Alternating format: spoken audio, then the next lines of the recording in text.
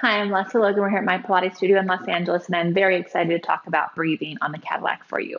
I think this is one of the first exercises I ever learned on the Cadillac, and one of the ones I think we tend to just like get through. It seems once we learn all the other Cadillac exercises, we forget how freaking good this exercise is. I don't know, maybe it's just me. So there are several things you can do with breathing on the Cadillac. First of all, if you have a tower, you can still do this.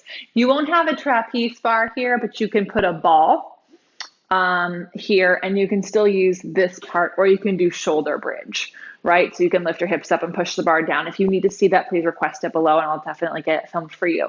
But uh, anyone can breathe and everyone should.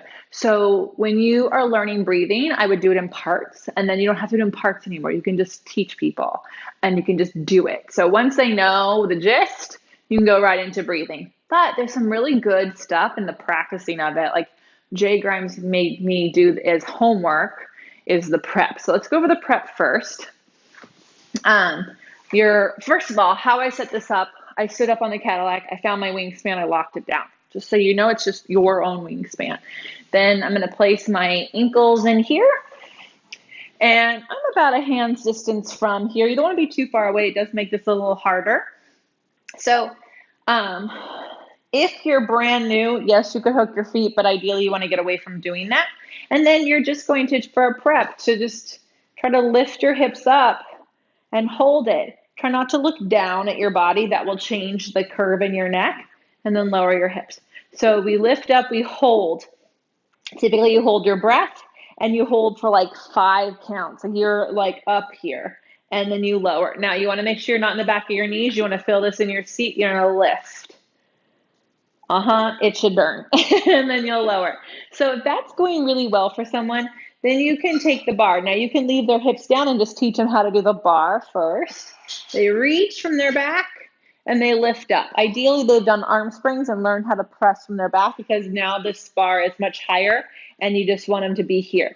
So they're going to press from their back. They're going to hold, hold, hold, and resist up. Then they add it all together, right? You lift your hips up, you push the bar down, you hold for 5, 4, 3, 2, 1. My springs and I are shaking because it's hard.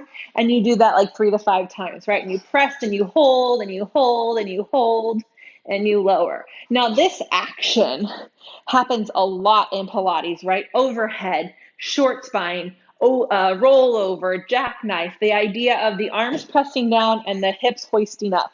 So this is a really important exercise to learn. You don't want to skip this. You really want them to do it well. So if they're doing it from the back of their knees, it's going to make it really hard for them to have the strength in their seat and their center to lift their legs up. If they're pressing from their elbows or their wrists, they're not going to have the connection to their back that they need to push down into their mat, right? So then you can get really creative. You can do, with no bar, you can do one leg, and then you can, switch and try to do the other leg.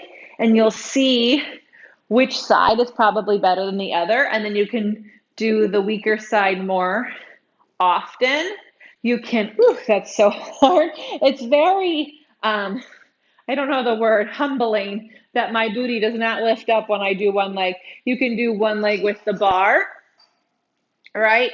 Just make sure that you go weak side, strong side, weak side, right? You can do 3 on each side, you can do 1 on each side, and then go back and forth, however you want to do it. Again, if you don't want to put people in the trapeze bar or you don't have one, you can do a shoulder bridge version where you lift the hips up and you come down.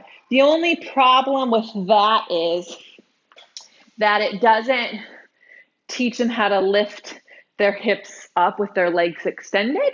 So I would definitely try to put a ball here and have them do something very similar. But don't digress too long away from this exercise if you're trying to add other things into your repertoire, because again, it can be a really good teaching tool. It's full body. It feels really awesome. It feels really strong. It's all about that backside of our body. And in today's day and age, we really need that. So if you have any questions or comments, please put them in the comments below, and make sure you subscribe to this channel so you never miss any of our videos. Thank you so much. I'll see you next time.